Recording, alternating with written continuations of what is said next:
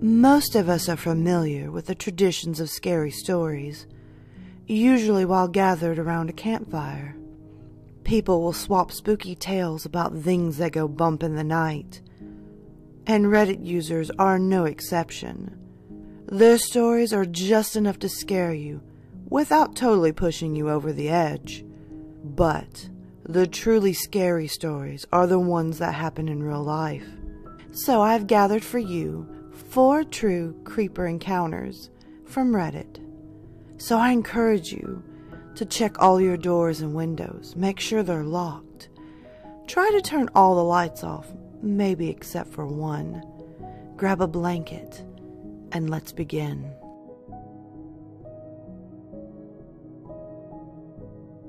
Number 1. When I was younger, I used to have this old lady in my neighborhood, right up the street. I don't remember her name, and I'm sure I can ask my dad, as he used to shovel her part of the sidewalk during the winter.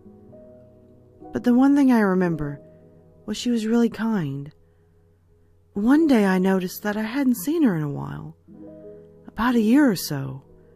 I got curious and asked my dad about it, and he told me she was sent to a nursing home before passing away about 2 weeks prior, somewhere around that time.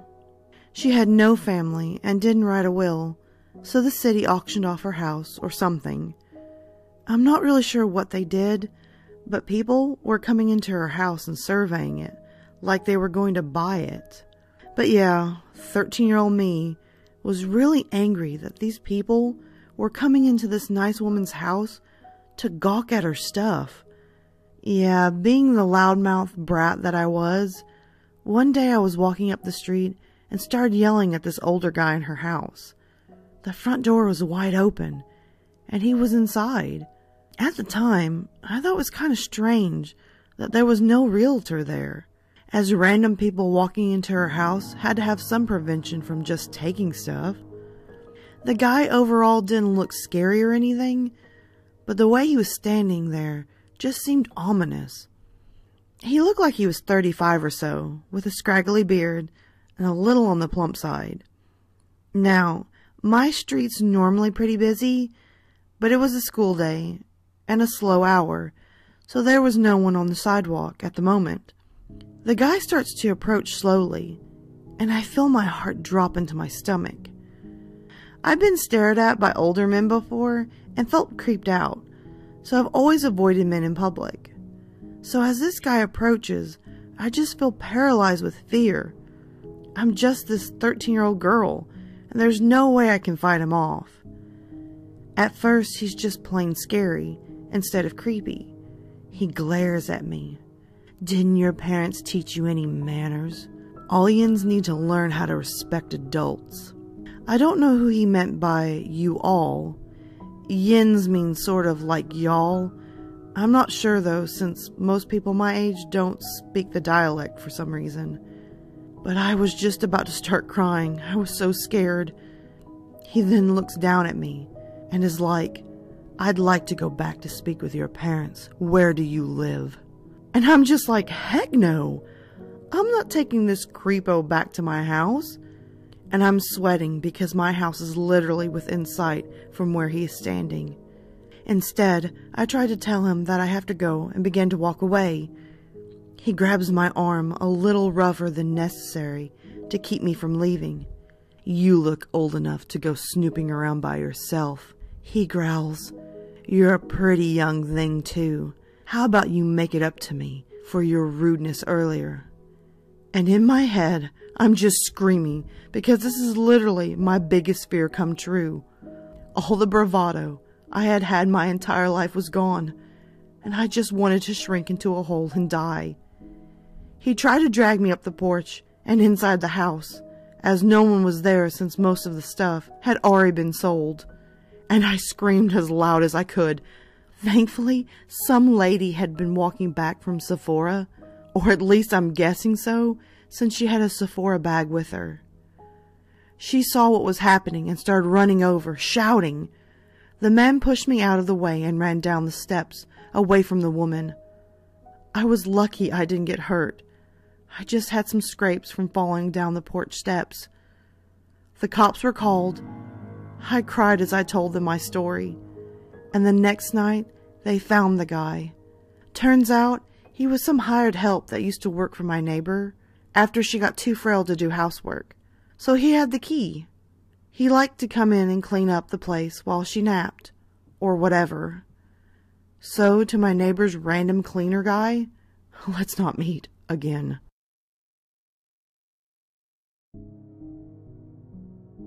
Number 2. I'm a 25-year-old female, and this happened to me last year. I live in a small town, not really a dangerous town, but it was becoming overrun with a lot of heroin addicts. The houses were all small ramblers, and there was maybe 50 feet between you and your neighbor's house. I lived on a corner lot with my pit bull. Due to the close proximity of the houses, I didn't have much of a yard for my dog to run around in, nor was it fenced in. When it was dark or I didn't have time to walk her to the nearby park, I would hook her up to the yard leash that I had connected to my small side deck. As a house on the corner, I didn't have a backyard, just slivers of land on each side of my house. Enough for her to run around a little and do her business. One night, a little after midnight, my dog and I were lying on the bed watching Netflix when she gets a sudden urge to pee. Great. She jumps up and starts crying by the kitchen door, which leads to the little deck on the side of my house. I lazily get out of bed, put on my robe, and turn on the dim deck light, and hook her up to the leash. It was a nice summer night, and clear skies, so I waited with her outside and looked at the stars. My dog wasn't one to do her business and come back inside. She has to sniff every inch of the yard before she's ready. At this point, she's sniffing behind the shed, out of sight. That's when I could hear a ratty car making its way down my street. My neighborhood has speed bumps to keep cars slow, so I could hear the car long before I could see it. This late at night, everything is silent, but it wasn't uncommon for a random person to be walking home from the bar in a drunken haze, or people going to work their graveyard shifts. I thought nothing of the car and continued waiting for my dog. She was still out of sight behind the shed when I saw the ratty old car about to pass my house.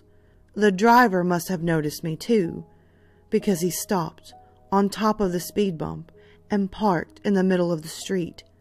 The idle car was actually pretty quiet. I wasn't scared or nervous at first, just really confused. Was he drunk? Is he about to do drugs in his car?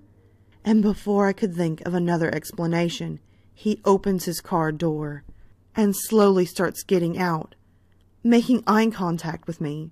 It was dark, but he was definitely staring at me. He was a large, husky, at least 6 feet tall. I was surprised he could fit comfortably in that tiny little sedan. He gets out of the car, leaving the door wide open, and starts to slowly walk down the walkway on the side of my house that leads to the deck that I'm standing on. He's moving awkwardly slow and a little hunched over, as if he was hiding behind a short, invisible wall. I'm frozen. My brain isn't working fast enough to process what this man is doing, approaching me in the middle of the night. Meanwhile, my dog is still behind the shed, sniffing, oblivious to the stranger in our yard. He gets about 20 feet away from me, still too dark to see his face, and never breaking eye contact. When he starts reaching into his pocket, I gasp, and it was enough to grab my dog's attention. She casually walks from around the shed and sees the man. Immediately she starts to chase after him, and is barking so loud it is echoing through the otherwise silent street. He reacted quickly and ran back to his car, speeding off and scraping the bottom of his car on all of the speed bumps, not slowing down. I got my dog inside, and I thanked her with tons of love and treats and called 911. I reported a suspicious person. Since he didn't really harm me or threaten me, the most he did was trespass. Due to the high rate of drug activity, an officer was only a couple streets over and in front of my house within minutes. He walked through the yards looking for the man, while the other officer drove around looking for the car that I poorly described. They didn't find him, and I stopped letting my dog out super late at night. I have since moved to a different state, a bigger house with a bigger fenced-in yard, and now have 3 dogs. But to the man in the beat-up silver car, let's not meet ever again.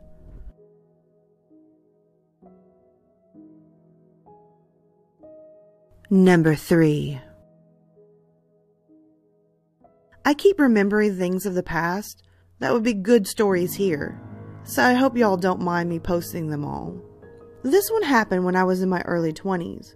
I was married to my husband, but we didn't have any kids, so we had a lot of free time. So we would often walk for the heck of it, instead of driving. We lived in an area where there's not a lot of pedestrians, because there's no sidewalks, and this is a car-heavy area. But it was possible to walk places due to us living near a lot of businesses, the mall, restaurants, and the post office. So my husband and I both would take walks alone to various places. Occasionally people would pull up and ask us if we needed a ride. I guess since this is not a pedestrian area, they found it odd and thought we needed help or something. We just actually enjoyed walking. No one ever gave off a creepy vibe about it, till this one guy. I was walking alone, and I was on this street that has woods with a chain-link fence on one side, and some houses on the other side. But there was no businesses, and it wasn't really lively on the road. So as I'm walking, I'm the only person around, really outside. A car drives past, and the guy stops the car and asks if I need a ride. I do what I normally do, and politely said, "No thanks," and kept walking. He started in on, "Are you sure?" And I again was like, "No thanks." So then he drove off. No big deal. It did not become a big deal until he drove up the road, just a little bit, and then pulled a U-turn, and frickin' came back and drove back up to me. So then I was like, oh great, I'm about to be attacked and thrown into the trunk, or something. He again was asking if he could give me a ride, and I was like, I already told you, no, leave me alone. So then he says, I promise, I'm not a creep. I was thinking, that is exactly what a creep would say, and the fact that you pulled a U-turn is already putting you into the creep zone. He finally drove off and left me alone, thankfully. But I made sure to keep an eye out for his car for the rest of the walk, and a few weeks after that.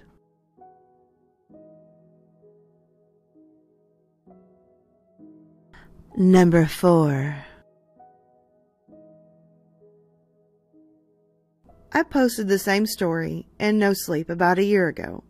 It's a true story that happened to me, and I figured it actually applies to this subreddit. And maybe it fits a little better over here. I have always considered myself lucky because I've had so many close calls in my life where it could have ended very badly, but I always somehow end up unharmed. So, this happened to our neighborhood when I was about 10, I would say. We lived in a super nice subdivision on a ridge near a marina. The houses were not all right on top of each other due to how the land was, and our house was one of the ones that was not right next to the other houses. Our house backed up to a lot of woods that I used to play in. Our neighborhood was plagued one year by a peeping Tom. My mom had talked to some neighbors, and several people had noticed a guy creeping about in the backyards or looking in windows, etc. One neighbor said she and her husband had another couple over for dinner, and when the ladies went out in the backyard, down to the woodpile to get more firewood, they noticed a man standing just inside the woods staring at them. They ran to get the husbands, but he was gone at that point. So one night, I'm in bed, and I wake up for some reason. I look at the window, and the floodlights were on in the backyard, and I clearly saw the outline of a man's shoulders and head in the window. like he was standing on the ledge, just trying to look in. I scream and get my parents, and of course he is gone by the time they get there. My mom tended to believe me, but my dad said, "You were just dreaming it." I made my dad search the entire huge house thoroughly before I could go back to sleep. The reports came in from neighbors that the boats down at the marina were getting broke into. My guess is said Peeping Tom was breaking into boats for food or sleep. Well, it all came to a head one night, and luckily for us, we were the family that got the worst of it. Our house was like one level on the top and then had a basement.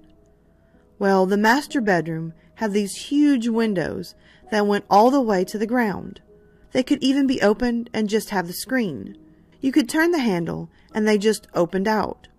My parents were lax in security and would leave the dang windows open while they slept if the weather was nice. So my dad was gone at night, which was not abnormal for him.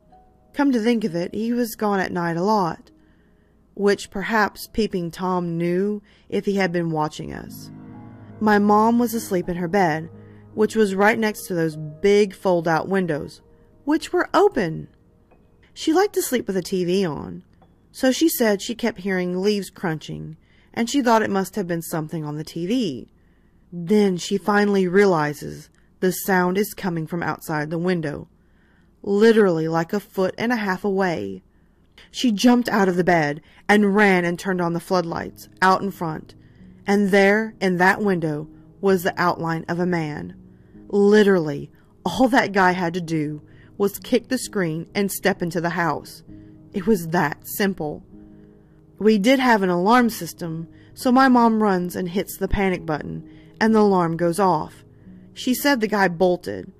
I was asleep in my bed while this was going on, and wake up to hearing the alarm and the cops arriving shortly after. The cops were too lazy to go into the woods looking for him.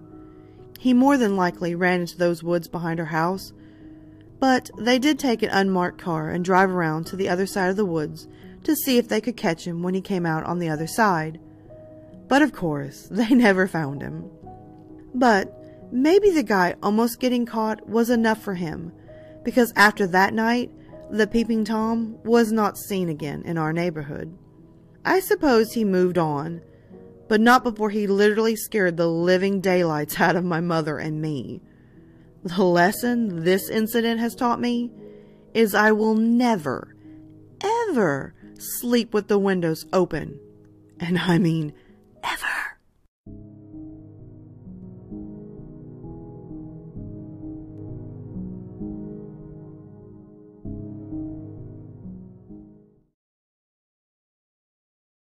Alright, my lovely lilies, thank you so much for watching the new video. If you can, hit that subscribe and like button, comment below and tell me your thoughts. Also, don't forget to tap the little notification bell so you're always in the know on this channel. As well, guys, you can always find me on Twitter, Instagram, Snapchat, and always you can hit me up in my emails. Feel free to send me your stories, whether they're fiction or totally true. I'm always up for some great stories. And oh, by the way, until next time, sweet dreams.